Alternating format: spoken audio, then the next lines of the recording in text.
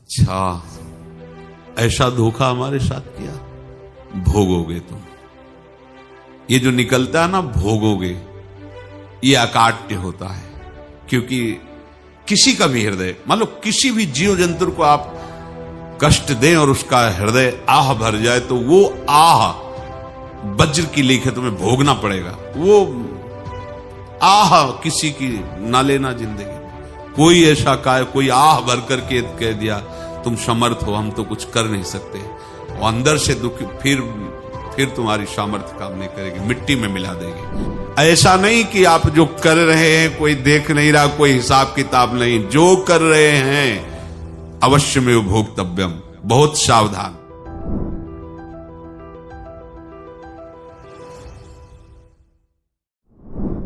जीव स्वयं नित्य निरंतर कर्मों के जाल को रच रहा है और अपने आप को बांध रहा है।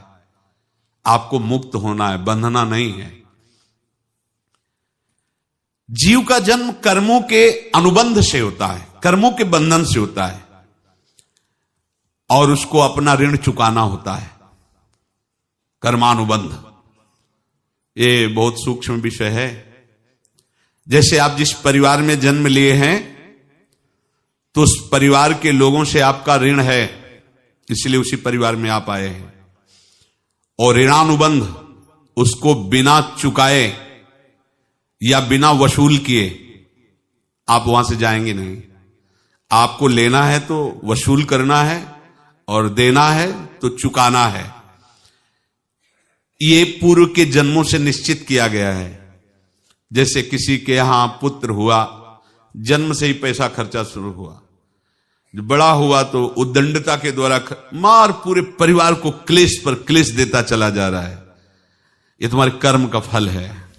या ऐसे शक्तिहीन बुद्धिहीन ऐसे पागल पूरे जीवन सेवा करो, तुमसे अपना हिसाब चुकाने के लिए वो आया है।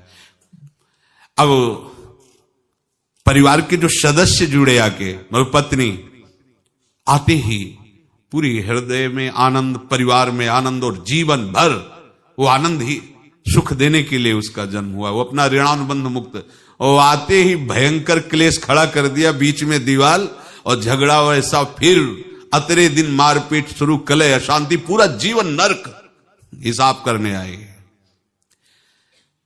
यहां ऋण चुकाए बिना कोई जा नहीं सकता, ऋण चुकाना पड़ेगा। किसी का ऋण वसूल करना है तो किसी को ऋण चुकाना है, दोनों काम करने होते हैं। अनेक जन्मों में अनेक लोगों के साथ हमने जो बर्ताव किए हैं, अच्छे या बुरे, वो होंगे। अब किसी आदमी को हम जानते नहीं, अचानक मिला, अचानक टक्कर लगा और मार पीट गाली गुप्ता सब कर दिया, चुपचाप सह लो। क्यों? ये आपका हिसाब है, पूर्व का हिसाब। हमारा उससे कोई द्वेष नहीं, कोई संकल्प नहीं। अचानक घटना घटी और हमसे द्वेष करने लगा, हमें पीटने लगा, हमें गालियां दे, ये हिसाब है, चुपचाप सह जाओ। अपने घर का भाई ही भारी दुश्मन बन गया और क्लेश देने, हिसाब है। एक प्रभुदत्त ब्रह्मचारी जी की वाणी में पढ़ा था, एक महात्मा जी भ्रमण करते थे, तो उस समय असरफियां चलती थी, मोहरे असरफियां, तो उनको भेंट में देते लोग। तो या तो ठाकुर सेवा में लगे तत्काल, या संत सेवा में तत्काल लगे, उसका संग्रह करके डोलना ये ठीक नहीं है बैरागी के लिए, सिद्धांत में ये ठीक नहीं है। तो जब 2, 4, 6, 8 ऐसे मोहरे हुई, तो उन्होंने विचार किया कि और भ्रमण करके जब काफी मोहरे हो जाएंगी तो प्रयागराज में जब कुंभ पड़ता है, एक बार पूरे सब अखाड़े के संतों को, अलग अलग संप्रदाय सब संतों को बुलाएंगे और सबको पुआएंगे। अब साधु है तो यही विचार करेगा, और क्या विचार करेगा। तो उन्होंने ऐसे डंडा बनवाया, बेंत, जो ऊपर से चूड़ीदार और भीतर पोला, और मोहरे उसमें डालते गए। और भ्रमण, जहां जहां श्रद्धालु भगत थे सबके यहां जाना और इच्छा रखना कि एक मोहर तो दे दे दक्षिणा में। कामना कोई भी हो वो बांधती ही है, ध्यान रखना। इसीलिए प्रभु जो चाहे वो करे, अपनी चाह नहीं रखनी चाहिए, अपनी चाह प्रभु की चाह में मिला देनी चाहिए। धीरे धीरे वो छड़ी भर गई। भ्रमण करने वाले महात्मा चूड़ी लगाई, इंतजार करते रहे। जब प्रयाग का कुंभ पड़ा तो चले। तो रास्ते में एक गांव में पूछा जाता है, जैसे कहीं रुको कि कोई श्रद्धालु ऐसा है जो संत सेवी है। तो कुछ लोगों ने बताया, हाँ एक परिवार है बहुत संत सेवी है और आपको मिलाते हैं उनसे। हाँ ये महाराज घर में रुका, खूब अच्छा हलवा पूड़ी पवाया और जो घर के मालिक थे चरण दबाए। चरण दबाते दबाते उनकी दृष्टि पड़ी उस डंडे पे। इतना मोटा और ऊपर से कुछ चूड़ी सी भी नजर आ रही, इस डंडे में तो कोई रहस्य है ही है। अब महात्मा जी को खवा पिला के सुला दिया। महात्मा जी जब सो गए तो पत्नी से धीरे से कहा, वो डंडा लाओ बाबा जी का डंडा। वो चूड़ीदार जो ही खोला पलटाया तो सैकड़ों मोहरे। ऐसे संत रोज पधारे भगवान, तुम आनंद हो जाए फिर क्या। पत्नी से कहा नाप के कंकड़ लाओ। वो तो महात्मा जी तो खाए खीर पूड़ी, आराम से सो रहे। रात में पूरी प्लानिंग करके उसमें कंकड़ भर के चूड़ी लगाकर सिराने रख दिया, सारी मोहरें हटा ली। महात्मा जी आराम से छड़ी उठाए तो वजन पक्का। वैसे बड़े लोग चतुर होते हैं, पर ये नहीं जानते कि कर्म कितना भयानक होता है। और उनकी कोई संतान नहीं थी, पर धन में इतना प्रेम उनको था। बहुत सावधान। साधु महात्माओं के पास जो अर्थ है, गृहस्थी अगर आता वहीं से है, पर अगर उसको जोर जबरदस्ती या किसी छल कपट से, तो वो उसका विनाश ही करता है। आज तक का प्रमाण है। अब उनको ये भाव पता नहीं होगा, या पता होगा तो लोभ के कारण वो उसको मान नहीं पाए होंगे। महात्मा जी गए प्रयाग में, किसी अखाड़े पर रुके और वहां प्रार्थना की कि कल जो है संपूर्ण अखाड़ों का निमंत्रण किया जाए और सब संतों को भोग पवाया जाए और उनको दक्षिणा भी दी जाए। महंत ने सोचा कि बहुत बड़ा है तो उत्सव है, क्योंकि प्रयाग में कितने हजारों संत महात्मा सब। उनका महाराज बोरों इसमें चीनी और टीनों घी लगेगा, सब व्यवस्था। बोले आप मंगाइए, एक एक हिसाब हम करेंगे, हमारे पास सब व्यवस्था है। बोले कुछ तो पहले दे दो, इकट्ठे देंगे हम। उनको था कि अगर हम छड़ी खोला और दो चार मोहरे दी, किसी को पता लग गया तो गड़बड़ हो सकती। बोले हम भंडारे के समय आखिरी में सब कुछ आपको दे देंगे। ठीक है। वो अपने पास से पैसे लगाकर खूब जितना सामग्री सब लाए, लाखों की, और सब संतों को निमंत्रण कर दिया। संत जन निमंत्रित हो गए, भंडारा बन रहा है। तब वहां के महंत है और उनका देखो भंडारा भी बन रहा है, संतों को निमंत्रण। अब आप अर्थ की व्यवस्था कीजिए, क्योंकि इतनी बड़ी हमारी सामर्थ्य नहीं थी जितना हमने किसी तरह हमने व्यवस्था की। अब मुझे अर्थ चाहिए, तभी आगे की व्यवस्था बढ़ेगी। संतों को दक्षिणा देंगे और जिनसे अर्थ लिया उनको दे। देखो रसोई बन गई है सब। उनका छत में विश्वास नहीं तो ये अभी चूड़ी खोली। उनको तो था ना कि मोहरे हैं, कंकड़। तो जैसे कितना उनको सदमा लगा होगा। हजारों संतों का निमंत्रण, रसोई बन, मतलब संत हो के छल कपट। तो उनका महाराज आपने तो हमारा नाश कर दिया, जो महंत थे। अब बताओ रसोई बन गई, संत निमंत्रित हो गए और आप ये कंकड़ दिखा रहे हैं हमको। आपने तो हमें बर्बाद कर दिया, हमारी इतनी सामर्थ्य नहीं थी, आप पहले बता देते। संत होकर ऐसा छल कपट। अब वो बोले तो क्या बोले, क्योंकि उनको पता था कि मोहरे हैं इसमें।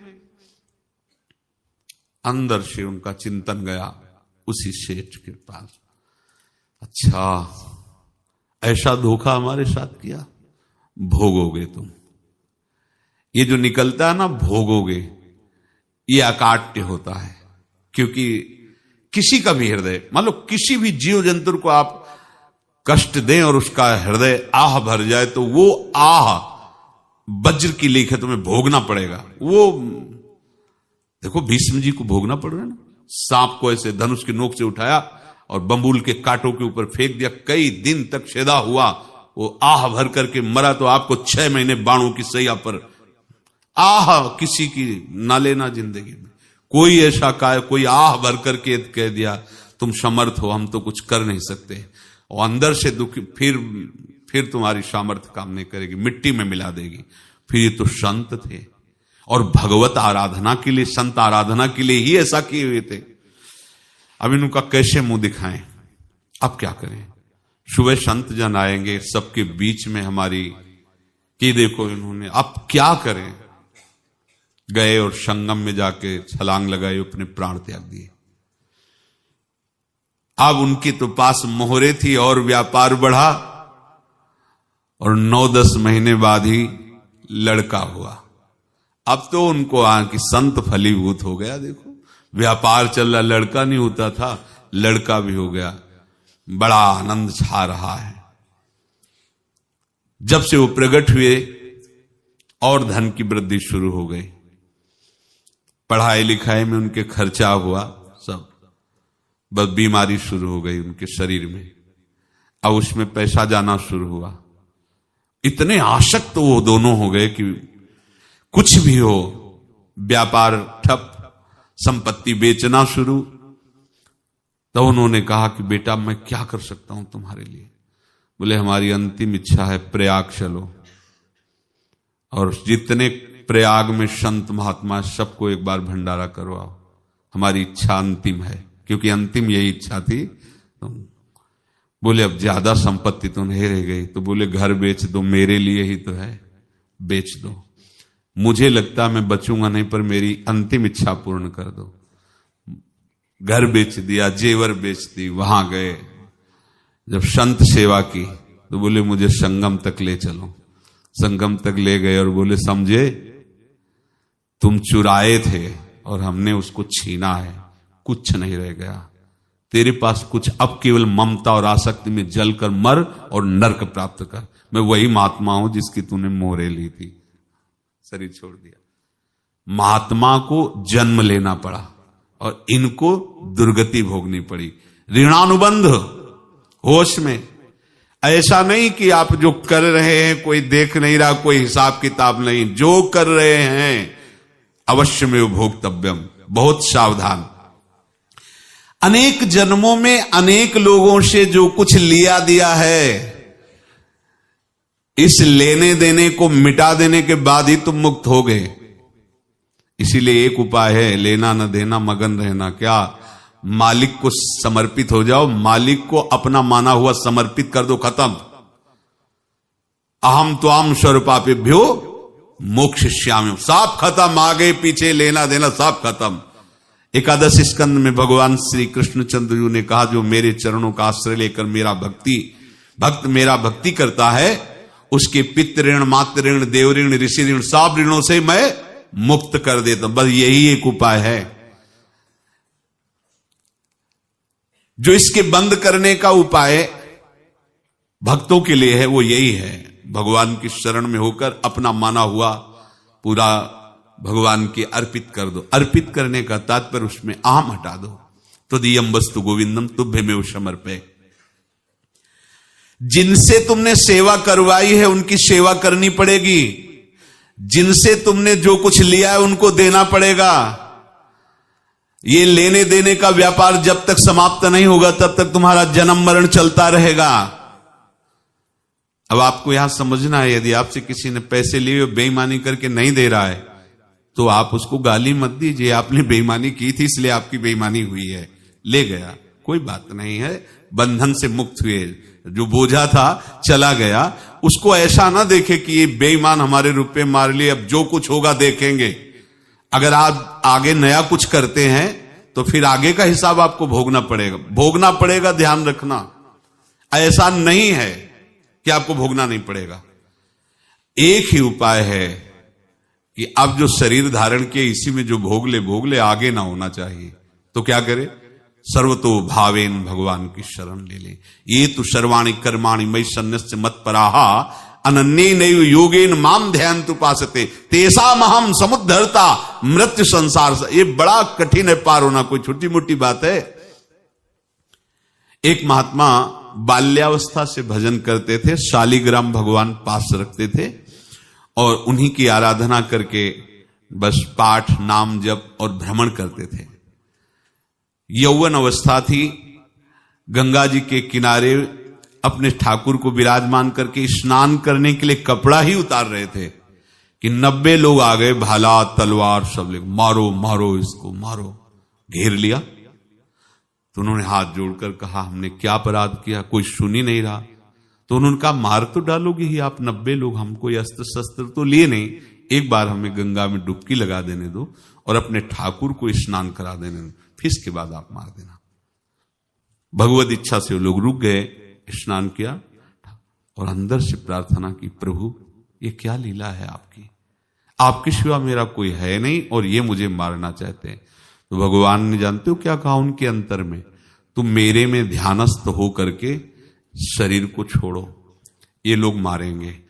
ये मेरे भजन का फल है कि तुम्हें 90 जन्म नहीं लेना पड़ेगा, एक ही जन्म में 90 मिलके, तुमने 90 हिंसा की थी पूर्व में, तो तुम्हें 90 बार जन्म लेना होता और एक एक करके मारते। ये मेरे भजन का प्रताप है कि एक बार में ही 90 का हिसाब हो जाएगा। तुम आंख मूंदो, मेरे ध्यान में मगन रहो, मेरे प्रताप से तुम्हें कोई चोट नहीं होगी और स्वाभाविक मूर्छा अवस्था में प्राण तुम्हारे छूट जाए। ऐसा ही हुआ, ऐसा हुआ। तो ये बात समझ लो कि ये जो कर्मानुबंध है, ऋणानुबंध है। आप देखो, अगर शाप महात्माओं ने दिया कि तुम्हारे वंश का इससे विनाश होगा, तो भगवान भी परम धाम जा रहे तो उसी कील से, बाण की नोक में जो मछली लील गई थी, छोटा कण, उसी से की नोक बनाई और उसी नोक को प्रहार किया। भगवान के श्री चरण में वही बाण की नोक लगी और भगवान ने स्वीकार किया ना। भगवान का बड़ा लीला विचित्र है। अगर छुप करके उधर रामावतार में बात, तो इधर ऐसे स्वीकार किया है भगवान ने। ऐसा कहीं नहीं दिखाया कि मैं भगवान हूं तो मैं अपने लिए, ऐसा नहीं दिखाया। नारद जी का हित किया पर नारद जी ने शाप दिया तो भगवान ने स्वीकार किया। बंदरों ने ही सहायता की, जैसा बोले थे वैसा। ये लीला इस शरीर में भोगनी पड़ेगी। हाँ, ज्यादा को कम में भुगता देंगे, पर अब अगला शरीर ना मिले, इसके लिए सर्वतो भावेन भगवान के आश्रित हो जाए। जैसे आपने दुकान फैला रखी है तो उसमें दो काम होते हैं, लेना और देना। किसी को उधार दिया है तो हमें उसे लेना है, और कोई नगद देकर सामान ले रहा है तो उसे सामान देना है, या उधार लिया है तो हमें उधार देना है। अब अगर दुकान बंद करनी है तो तुम्हें देने वालों पर जोर देना है, लेने वालों पर जोर नहीं। लेने वाला तो जाओ, हम क्षमा किया, समर्पित किया, हमारा कोई संबंध नहीं, खत्म हो जाए, वो खुशी हो जाएगा। लेकिन देने वाला, तुम अगर दुकान भी उठा दोगे तो जहां भी रहोगे तुम्हारे पास वो आएगा, लाइए हमारा। तो देने पर नजर रखिए, जिसका जिसका हिसाब है वो आपके सामने आता जाए, हटाते जाओ। लेने पर नजर मत रखिए और दुकान फौरन उठा दीजिए, नहीं अगर लेते देते रहे तो चलता रहेगा।